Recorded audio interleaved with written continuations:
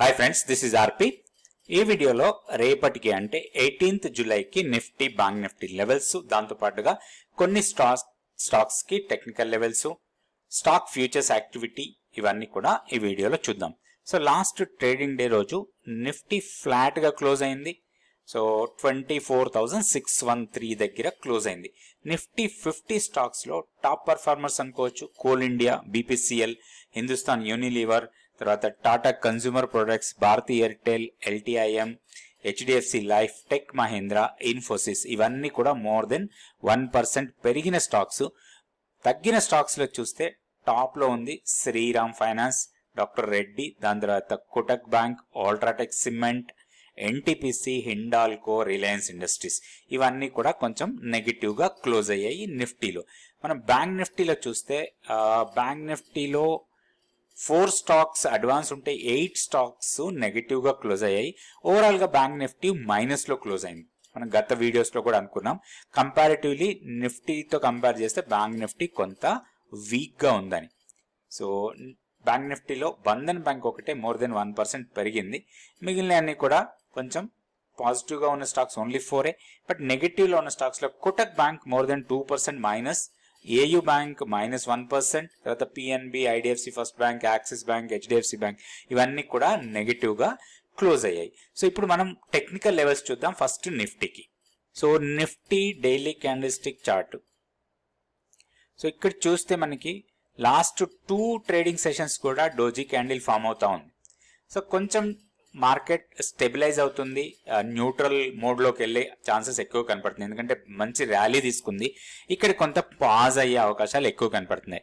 ఇప్పుడున్న technical levels ప్రకారం చూస్తే హైయర్ లెవెల్లో 24,680 ఇమీడియట్ రెసిస్టెన్స్, దీన్ని బ్రేక్ చేస్తే 24,780.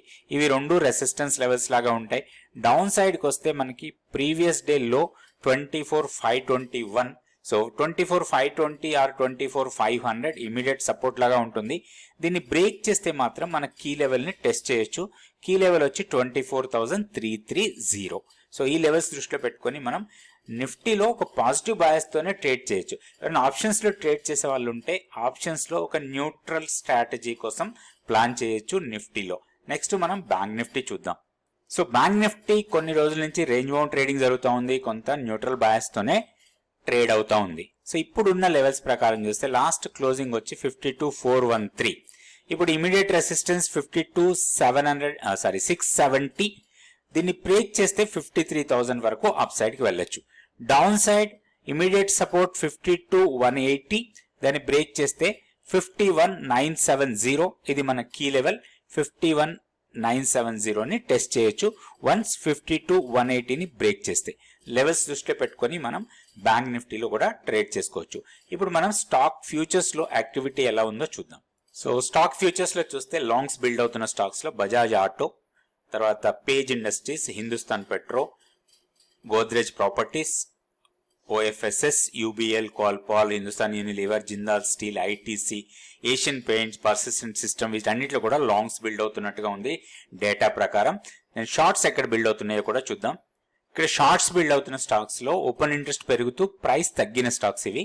LTTS, విఈడిఎల్, conquer, Dalmia Bharat, India mart, Ipca lab, Manappuram, siemens, Ramco cement, IEX, can bank, తర్వాత హెచ్డిఎఫ్సి, ఏఎంసీ వీటన్నిటిలో కూడా ఓపెన్ ఇంట్రెస్ట్ పెరుగుతుంది, దాంతోపాటు ప్రైస్ మాత్రం తగ్గుతూ ఉంది. వీటిలో కొంచెం మనం కాషియస్ అప్రోచ్ లో ఉండొచ్చు. ఇప్పుడు మనం కొన్ని స్టాక్స్ కి టెక్నికల్ లెవెల్స్ చూద్దాం. ఈ స్టాక్ వచ్చి నోసిల్ లో ఒక స్ట్రాంగ్ మొమెంటమే కనపడతా ఉంది. కాకపోతే ఒక్క హైయర్ లెవెల్లో కొంత రెసిస్టెన్స్ ఫేస్ చేసే అవకాశం, అంటే ఇక్కడ ఒకటి బ్రేక్అవుట్ కోసం చూడొచ్చు మనం. ఇది ఆల్రెడీ ఇక్కడ లాస్ట్ ట్రేడింగ్ డే రోజు ఒక బ్రేక్అవుట్ ఇచ్చింది అండ్ బ్రేక్అవుట్ క్యాండిల్ చాలా స్ట్రాంగ్ ఉంది. సో దీంట్లో లాంగ్ ఎంట్రీ కోసం మనం ప్లాన్ చేసుకోవచ్చు. ఇక్కడ ఒకటి ఇప్పుడు 313 దగ్గర లాస్ట్ ట్రేడింగ్ డే రోజు క్లోజ్ అయింది. ఏమాత్రం పుల్ బ్యాక్ ఇచ్చినా కానీ అరౌండ్ 308 ఆర్ 310 లెవెల్ దగ్గర మనకి దీంట్లో రీ ఎంట్రీ కోసం ప్లాన్ చేసుకోవచ్చు. ఇది వన్స్ ఈ లెవెల్ ని బ్రేక్ చేసి 313ని బ్రేక్ చేసి కంటిన్యూస్ గా అప్ మూమెంటం వెళ్తే మాత్రం స్ట్రాంగ్ అప్ సైడ్ కి వెళ్ళొచ్చు. మనం ఫిబొనాచి ఎక్స్టెన్షన్ కూడా చూడొచ్చు. మనం ఇక్కడ నుంచి ర్యాలీగా వెళ్ళింది, ఇది ఇక్కడ వరకు ర్యాలీ వెళ్ళిన తర్వాత ఒక చిన్న కరెక్షన్ ఇచ్చింది. ఆ కరెక్షన్ తర్వాత ఇప్పుడు ర్యాలీ ఎక్స్టెండ్ అవుతుంది. మనకి 321 ఫస్ట్ రెసిస్టెన్స్ కనపడుతుంది. దాని తర్వాత 345, 321, 345 రెండు లెవెల్స్ మనకి రెసిస్టెన్స్ ఉంటాయి. 345 కొంచెం దూరంగా ఉంది. సో ఇది మన ప్రాఫిట్ టార్గెట్ లాగా పెట్టుకోవచ్చు. దీంట్లో వీక్నెస్ రావాలి అంటే మాత్రం 300 కన్నా కిందకి రావాలి. ఇక్కడ 297 ఒక మంచి లెవెల్, ఇది సపోర్ట్ లెవెల్. సో ఇది బ్రేక్ అయితే మాత్రం కొంత వీక్నెస్ రావచ్చు.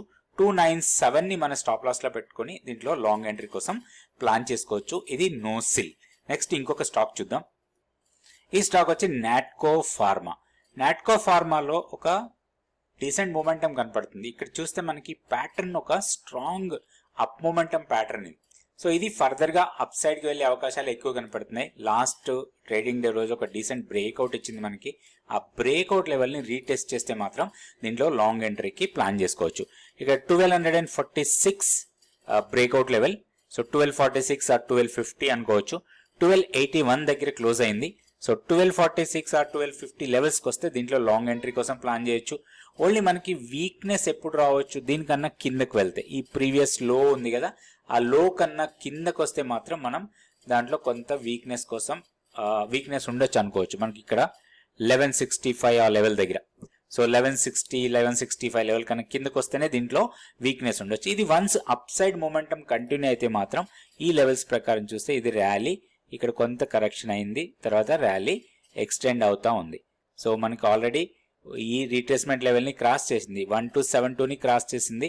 సో నెక్స్ట్ 1330 దగ్గర ఫస్ట్ రెసిస్టెన్స్ లెవెల్ ఉంది. ఇది కూడా క్రాస్ చేసి పైకి వెళ్తే మాత్రం ఫర్దర్ గా స్ట్రాంగ్ మొమెంటం ఉండొచ్చు. 1420 వరకు వెళ్ళడానికి అవకాశాలు ఉన్నాయి. ఇది ఫిబొనాచి ఎక్స్టెన్షన్స్ లెవెల్స్. ఈ లెవెల్స్ ప్రకారం చూసుకొని మనం దీంట్లో లాంగ్ ఎంట్రీ కోసం ప్లాన్ చేసుకోవచ్చు. ఇది నాట్కో ఫార్మా. నెక్స్ట్ ఇంకొక స్టాక్ చూద్దాం. సో ఈ స్టాక్ వచ్చి గోద్రేజ్ ప్రాపర్టీస్.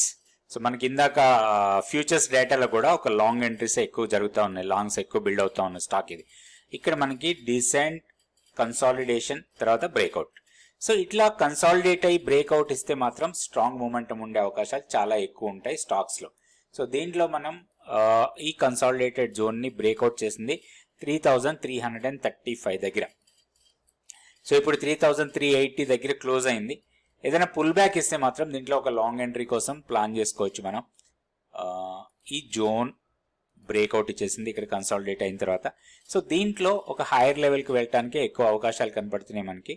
దీంట్లో మనం ఫిబొనాచి ఎక్స్టెన్షన్స్ వేసుకుంటే ఇక్కడి నుంచి తీసుకోవచ్చు మనం. ఇది ర్యాలీగా వెళ్ళింది, ఈ తర్వాత ఒక చిన్న కన్సాలిడేషన్ పుల్ బ్యాక్ అనుకోవచ్చు. సో ఇప్పుడు ఇమీడియట్ రెసిస్టెన్స్ 3414, దాన్ని క్రాస్ చేస్తే 3472, 3546. సో 3546 మాత్రం స్ట్రాంగ్ రెసిస్టెన్స్ ఉండొచ్చు. సో ఈ లెవెల్స్ దృష్టిలో పెట్టుకొని మనం దీంట్లో ఒక లాంగ్ ఎంట్రీకి ప్లాన్ చేయొచ్చు.